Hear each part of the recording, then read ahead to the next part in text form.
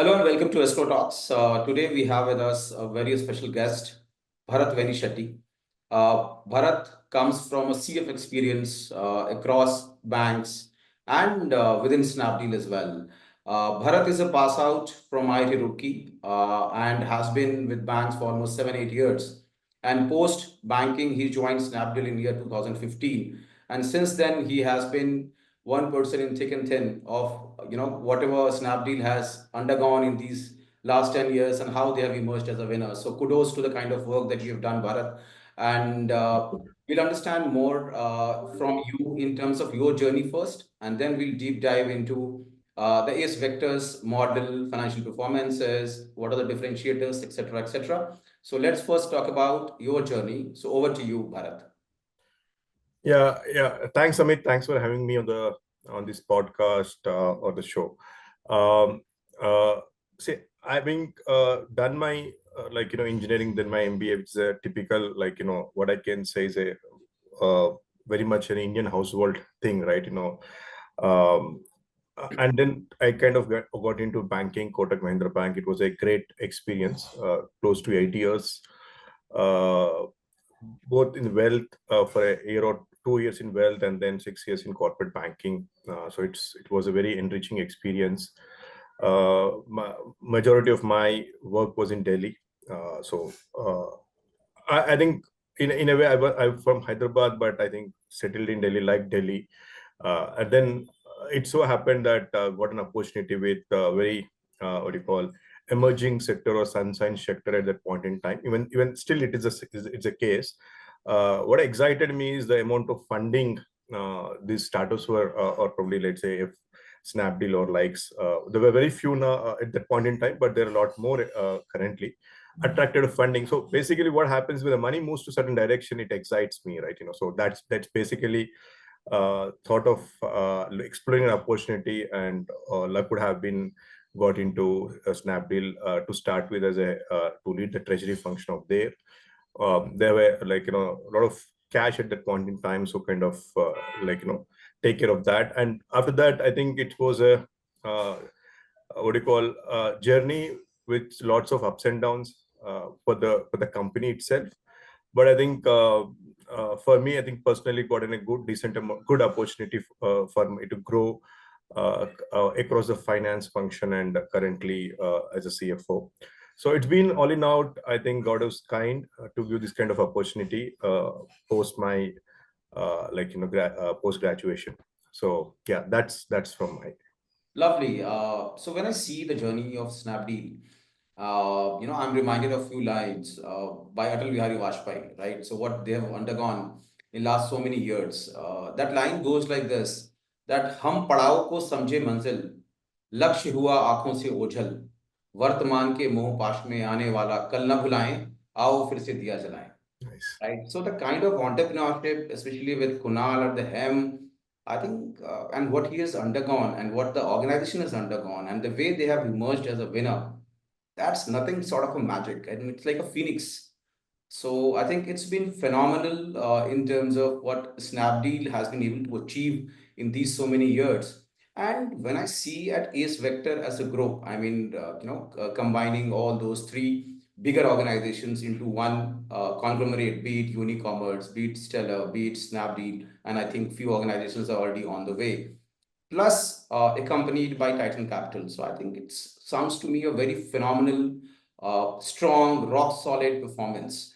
Just wanted to understand from you, so from erstwhile Snapdeal to AceVector, I mean, how do you see the transition? What are the key revenue streams which help you drive profitability?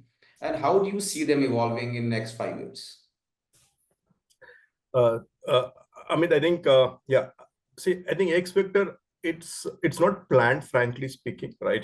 So at Snapdeal we had various acquisitions for us to we're a little ahead of the time in the handset. I can tell that. Like we used to have a payments platform, free charge, and a logistics company.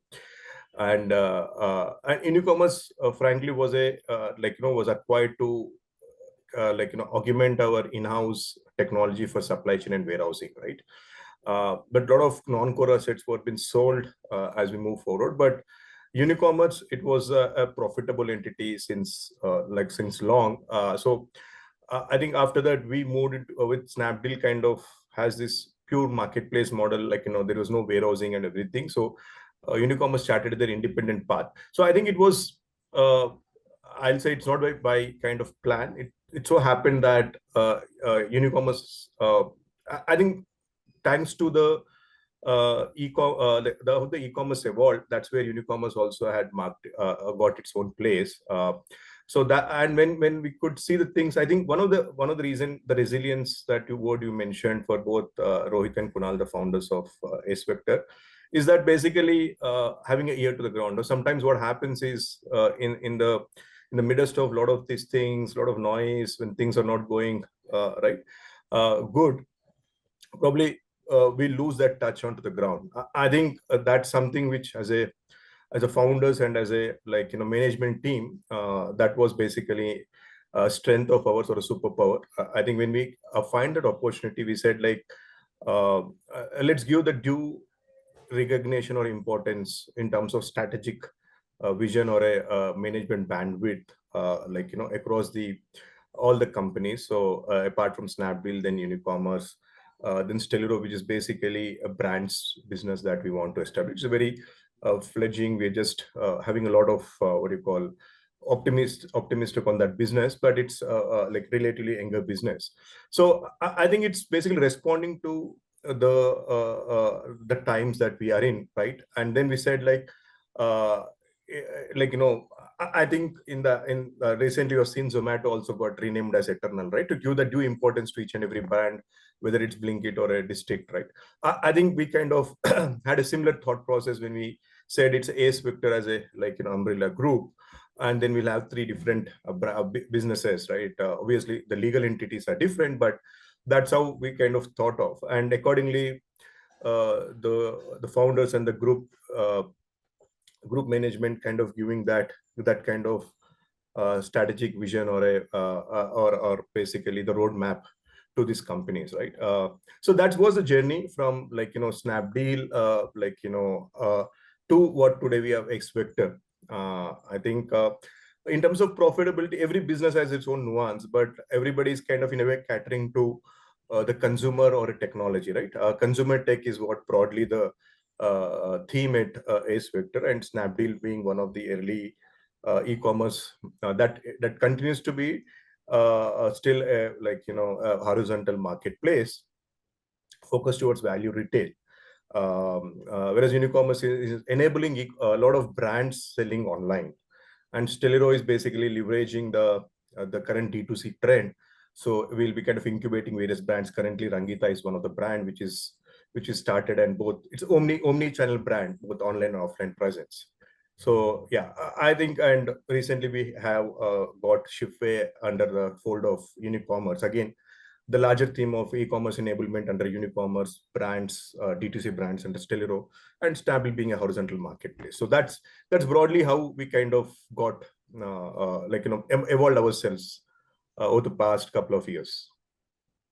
Perfect. When I see the entire segment that Snapdeal is into, uh, I mean, there are big players like Amazon, Flipkart, and a lot of other e-commerce players have come into foray.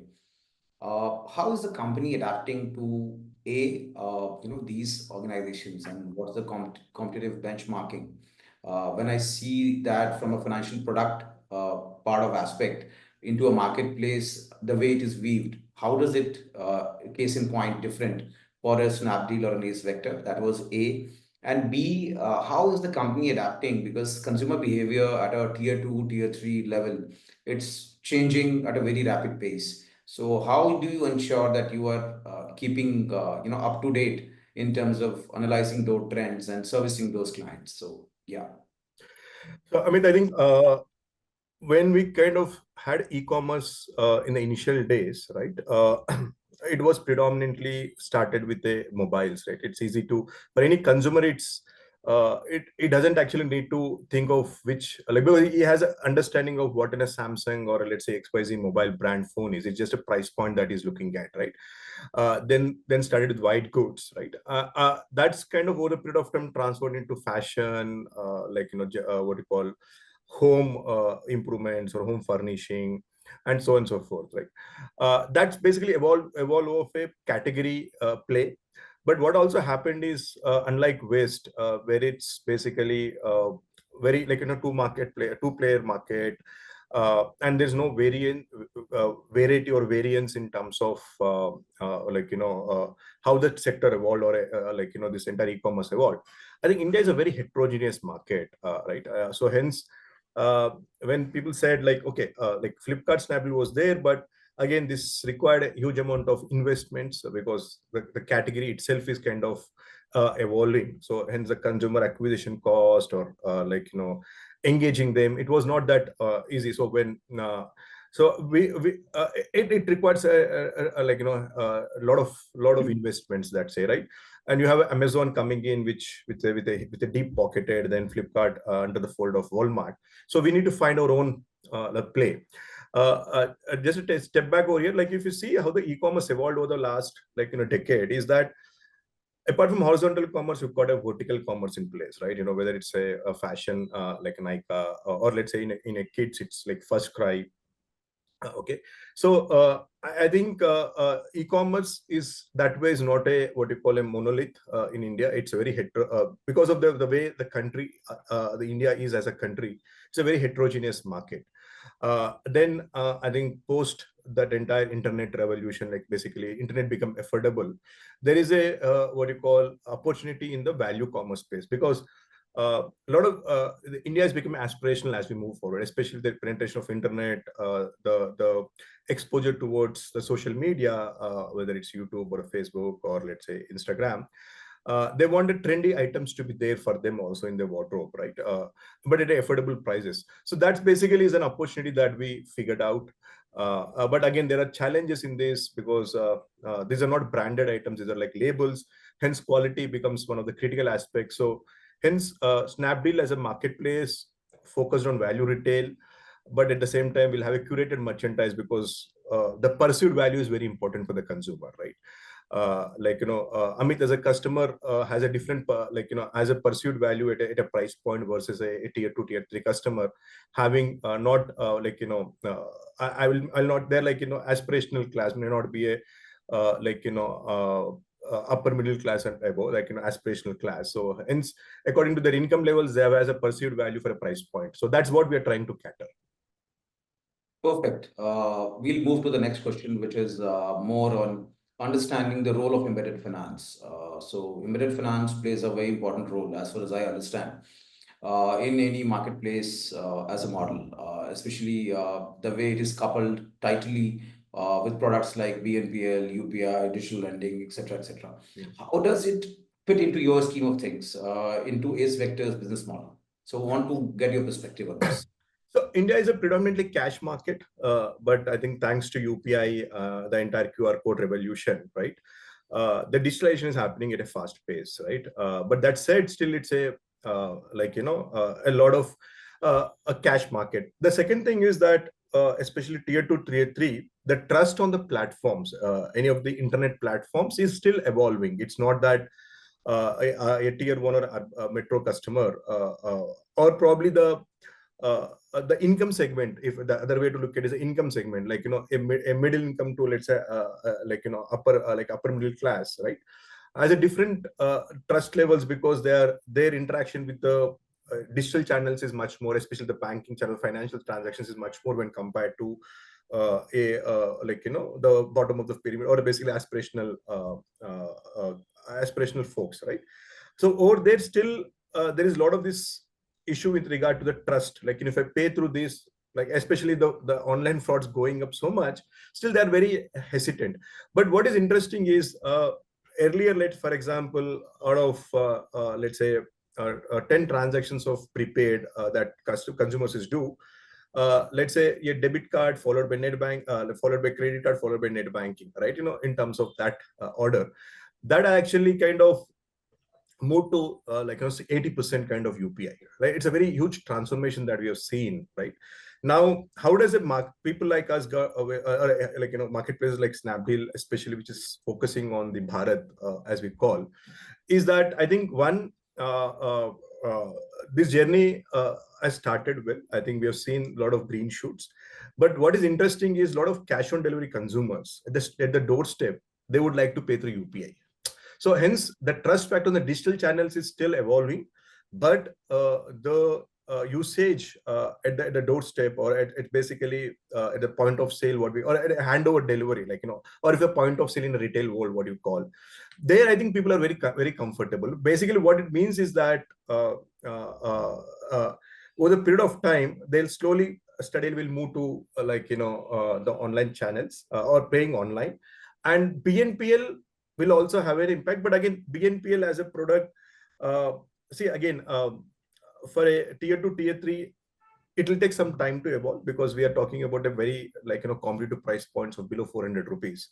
So over there, the use cases may be little, but as you move forward, especially when you have a lot of credit history, or let's say some kind of history, because there is no CIBIL, there is nothing else, as that get developed, probably the use cases will develop. But I think UPI has already transformed, and obviously there's a lot of scope over there, and people and as a marketplace, we'll be like vigilant towards what kind of products are built around UPI, right?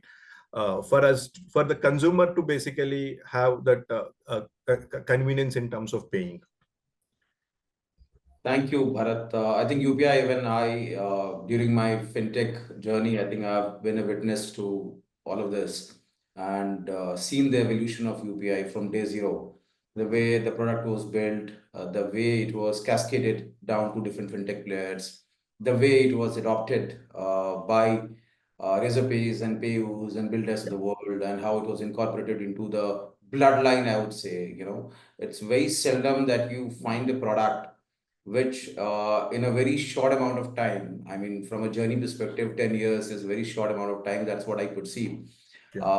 But the way this has been embedded into the core of Indian financial ecosystem, especially the way India behaves, I think that in itself seems to be that this is not a financial product, this is not a financial instrument, this is the protocol of the government.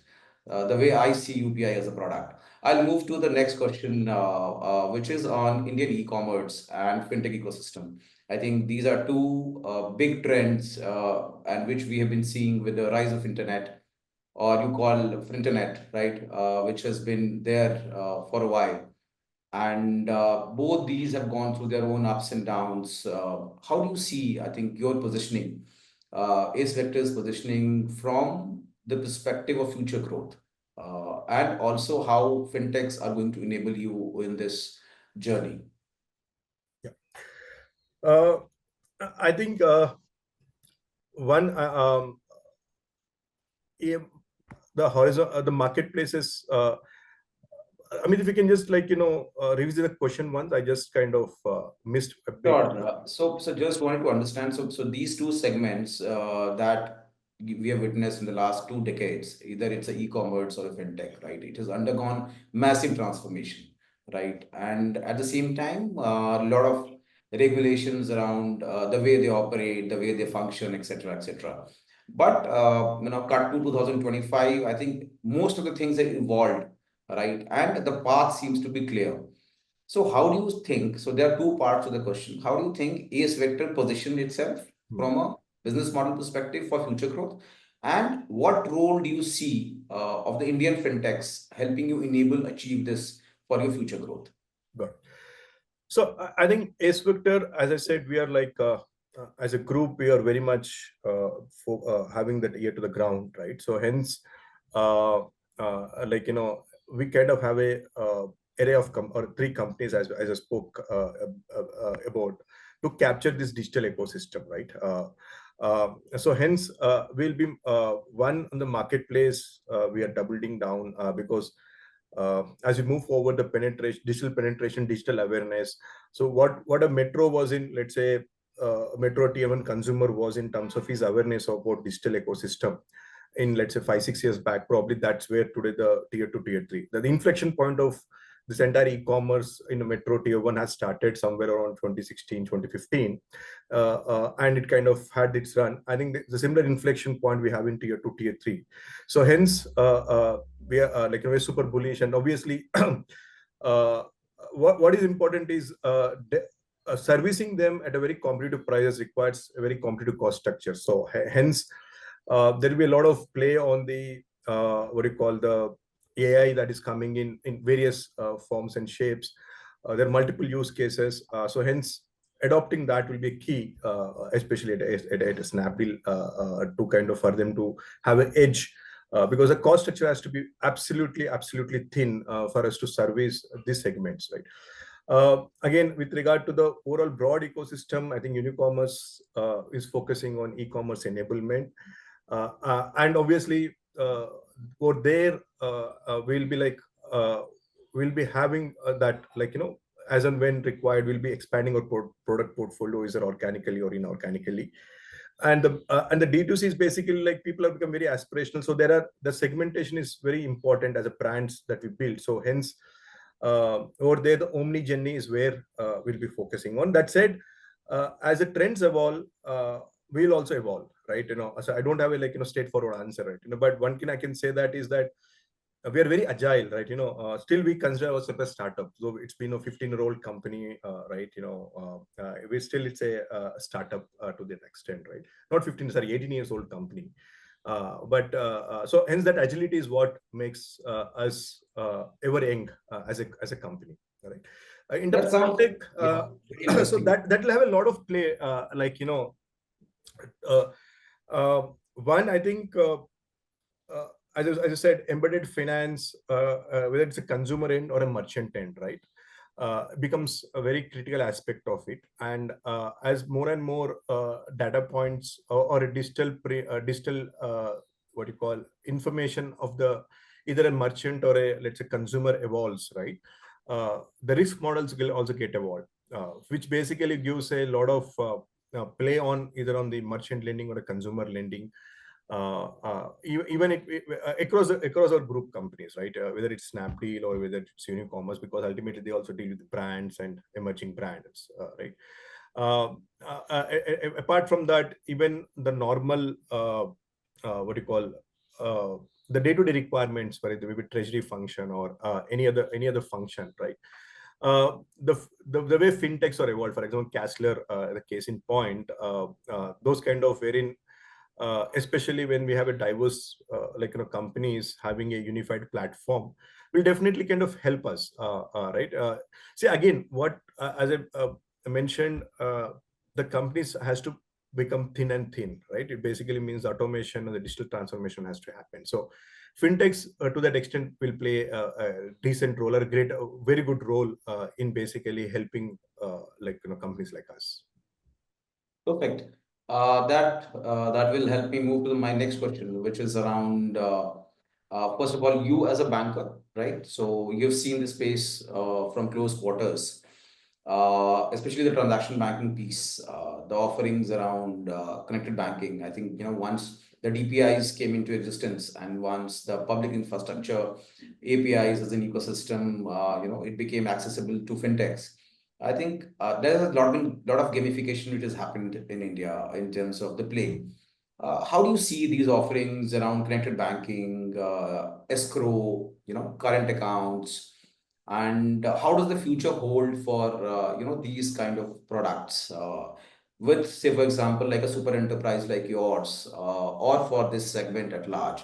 So I would want to understand this perspective from you in a way that you wear a banker's hat, not Snapdeal's hat. So I would want to get that perspective from you. See, Amit, I think it's a very interesting question, right? When I was in my banking days, right, it was, I think, till 2015. Uh, Post that also, because a lot of banker friends. So it's always a compliance first, right? But what actually that led to is a very good thing, because I think banking is a very critical sector to any nation, right? But what that led to is a not a great innovation on the customer angle, right? And the customer satisfaction or customer need. That is basically something what even somebody wants to do it, it never got encouraged in the boardrooms of the banks, right? Right. So I think and that said, obviously going overboard on that thing also will have its own repercussions. A balance has to be done. I think what this connected banking, the fintechs that are coming up will help is that to bridge that gap, right? There is a lot of need of solutions. For example, unified views of across the group companies, looking at how my accounts are getting then, or for example escrows, right? Escrow is such a painful thing, which it has to be like, for example, I act as a like Snapdeal has a multiple merchants. Earlier it's not that easy to have this entire escrow mechanism. It has to be digitalized. A lot more can be done over there. So efficiency is what is the need of other, and also the ease of doing that, right? Uh, uh, uh, yeah, I think it's if I want to put in a very crude way, that kind of need in like apps that we have, or let's say we moved in terms of our digital journeys are like from moving to a notebook to Excel in terms of maintaining thing. But we need to move that Excel to an automation system, right? The digital transformation. That's where basically this connected banking will help us. So still the way I visualize today is that yes, banks are important. There has to be compliance driven, but a layer on the top of it will basically bridge the gap of what the consumers need, right? Whether it's again the information at the right time, and who and accessible to the information to the right people, not to the because these are like sensitive information, the financially, right? So if you have, let's say, uh, don't have that kind of view, then sometimes it's very inefficient. We'll have a lot of heads, uh, uh, but not a lot of brains thinking to do. We see companies wants to optimize the resources who best thinks and who kind of does it rather than doing a mundane jobs, right? Unfortunately, banks was never catering to solve that mundane jobs, where a connected banking kind of will definitely help. So that leads me to my next thing. So you've been first-hand witness when I showed you and I told you about Castler's product, right? And probably in future we might work together as well. So that's another agenda on the cards. But whatever you could fathom at that time, and what is your advice in terms of what we are doing, and being a banker and being someone who has led the treasury function for so long, what is your advice to entrepreneurs like us in terms of what are the good things that we should incorporate in the product to make it more better? And how do you feel, I mean, whatever sense you got in that 1 hour conversation that we had, what's your sense on Castler's offerings? Is it solving for a bigger problem? Is it Uh, how we can magnify it, basically? say, I think one it is definitely solving a problem, Amit, right? The way I visualize it is that it has to be an integrated solution, wherein apart from the simple treasury requirement of where basically having a view of it or doing a payments, etc., etc., it also has to connect with the investment, because ultimately so the way I look at it is that I did not have a one full-time employee doing that function, right? I want a supervisory role, and a person handling two things, because because that's a kind of efficiency that the system has to bring in, right?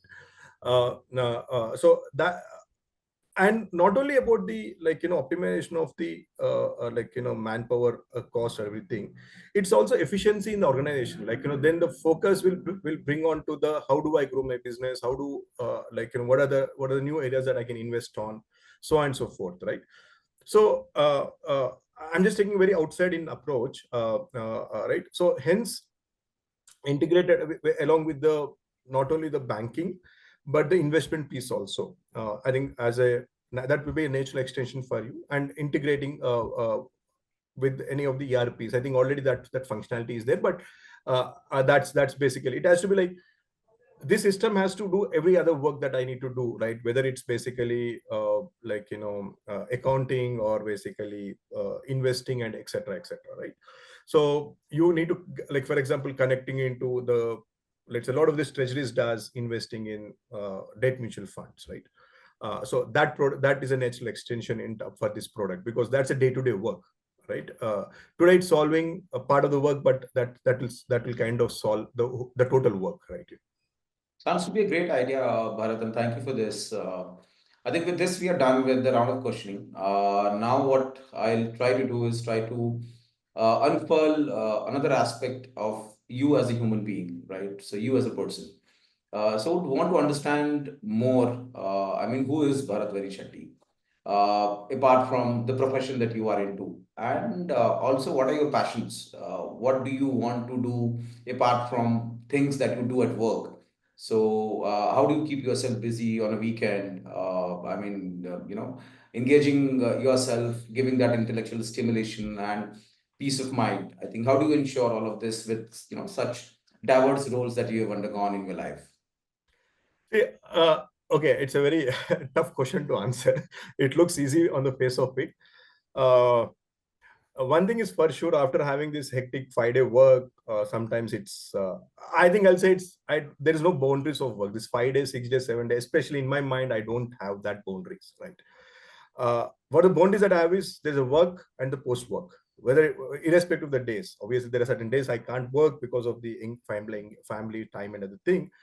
But at least that's how I kind of looked at work, whether during my banking days or my days at AceVector. Uh, it's always like, okay, there is a work today and there is basically after work, right? I don't have a blur of Saturday, Sunday. Probably it will be a little lighter because a lot of people doesn't work on that day, but that's how I looked at it, right? Uh, Secondly, I had a lot of me time, right? For me, for my, especially at least an hour or more a day, a me time.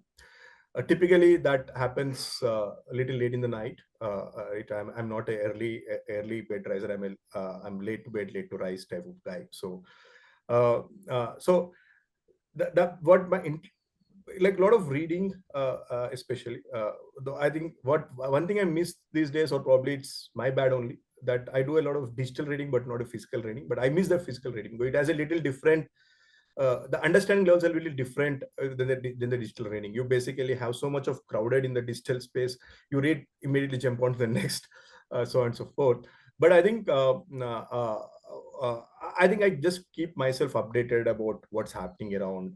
What are the evolving trends in technology? What basically uh, what do you call interests me, or basically makes me active. Let my brain active is basically the